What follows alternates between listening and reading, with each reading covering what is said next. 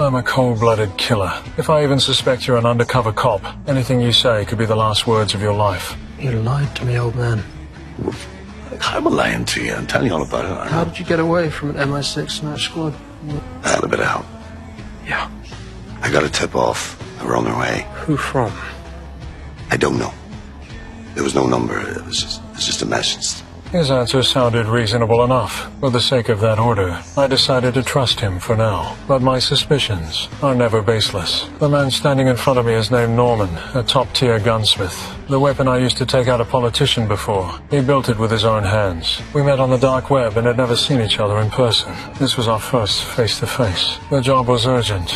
I needed a compact, easily concealable modified firearm, which is why I took the risk to meet this so-called old friend. But the moment I handed him the design, something on the table caught my eye. A sniper rifle I knew all too well. I had used that exact model during my service in the UK. Seeing it instantly put me on edge. I began to suspect that Norman had already been compromised by British intelligence. Maybe they were using him as bait, waiting for me to show up. The moment I exposed myself, they'd move in. Of course, that was just speculation. I had to keep my impulses in check. If I killed him now and no one came for me, I'd lose a top-tier gunsmith. Worse, if local law enforcement got involved, it would only increase my risk.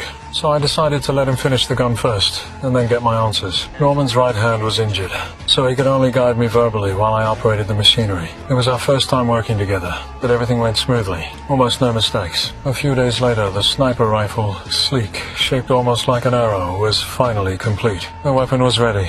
Now it was my turn to clear my doubts. I asked him directly about the old rifle on the table. He said the last time I needed a weapon capable of a 4-kilometer kill, he had specifically studied the TC-50 model to improve accuracy. He spent half a month testing and refining it, until he finally produced that suitcase-sized sniper rifle. After hearing that, my suspicion dropped by half. Then I pressed further. How did he escape from the intelligence agencies? He said that a few hours before they closed in, his brother warned him that his location had been exposed and told him to leave immediately. So he abandoned his original hideout and barely managed to slip away. Otherwise, given his personality, he would have already ended up in a British prison. Truth is, I had no idea whether intelligence agencies were actually after him. It was just a test.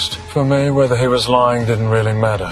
I could have killed him on the spot. That meant all leak information. But I didn't. The next day, I began testing the new rifle. I hung a watermelon 500 meters away, then tied the gun to a tree as a makeshift support. I locked onto the target and pulled the trigger. The first shot drifted low and left. I adjusted immediately. The second shot still wasn't precise enough. I corrected again. No hesitation, I loaded a third round and fired. The third shot hit, where the weapon had a clear flaw. To keep it compact and quick to manufacture, it had to be made from a zinc alloy. The material wasn't strong enough. The entire rifle was fragile. It would be completely worn out after 6 shots. Before I left, Norman gave me 6 rounds. I had already used 3 for calibration. That meant I had only 3 real chances left. For someone like me, 3 shots are enough to finish the job. But if anything goes wrong, there are no guarantees.